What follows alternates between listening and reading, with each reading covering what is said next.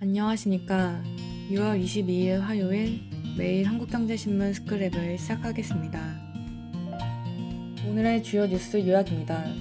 첫 번째 기사는 중개형 종합자산관리계좌, 즉 중개형 ISA가 출시 넉 달 만에 7개 증권사에서 70만 개 이상 계좌를 유치하며 돌풍을 일으키고 있는 배경에는 MZ세대가 있다는 소식입니다.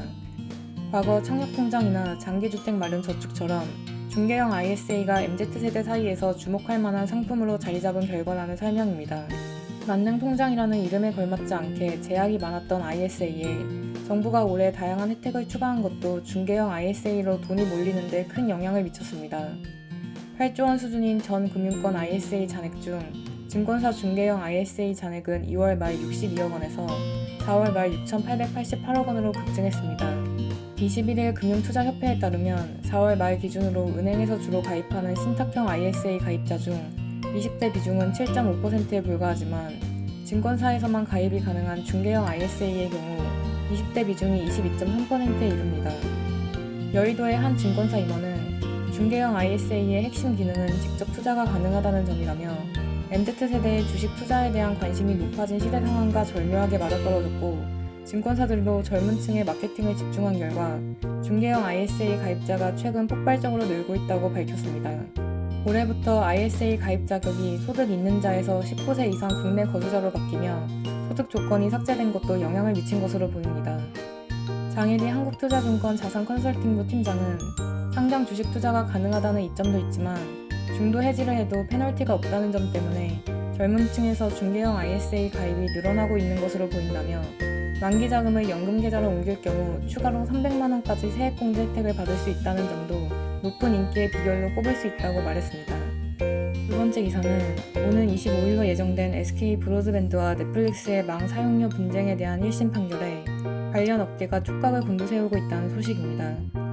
법원이 어느 한쪽에 손을 들어주든 간에 후폭풍이 불가피합니다. 무임승차 논란이 일고 있는 넷플릭스가 이길 경우 부담은 통신료 상승으로 고스란히 이어질 수밖에 없기 때문입니다.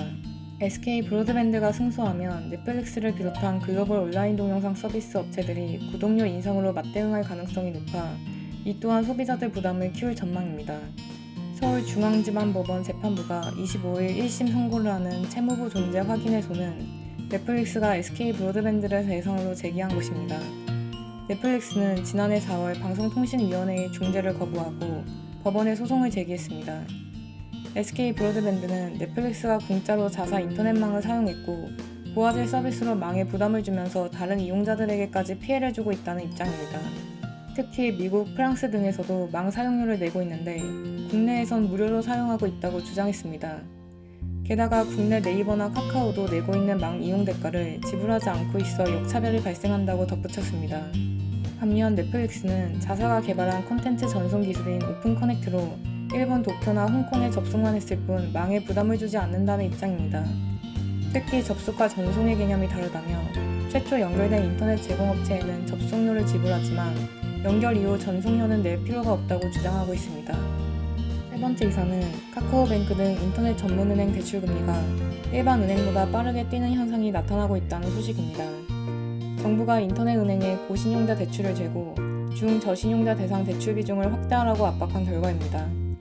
금융당국의 요구에 인터넷 은행이 중금리 전문은행으로 변모하고 있다는 분석이 나오고 있습니다. 기존의 카카오뱅크 등에서 신용대출을 받았던 고신용 금융소비자의 이자 부담은 다소 커질 전망입니다. 네 번째 기사는 주식시장에서 성장주 대세론이 본격적으로 고개를 들고 있다는 소식입니다. 미국 중앙은행이 최근 조기 긴축에 나설 것임을 잇따라 시사한 여파입니다. FED의 긴축은 실물 경기 둔화를 촉발하는데 이는 결국 인플레이션 우려 해소로 이어질 가능성이 높아 성장주를 저가 매수하려는 움직임이 뚜렷해지고 있다는 분석입니다. 상반기 내내 잠잠했던 것이 무색하게 성장주를 안전지대로 인식하는 분위기입니다. 전문가들은 단기적으로는 인터넷 등 실적이나 현금 흐름이 좋은 성장주 위주로 투자하되 장기적으로는 성장 스토리가 확실하고 미래에 큰 이익을 낼 수 있는 종목을 담으라고 조언했습니다. 그럼 이상으로 오늘의 매일 한국경제신문 스크랩을 마치겠습니다. 들어주셔서 감사합니다.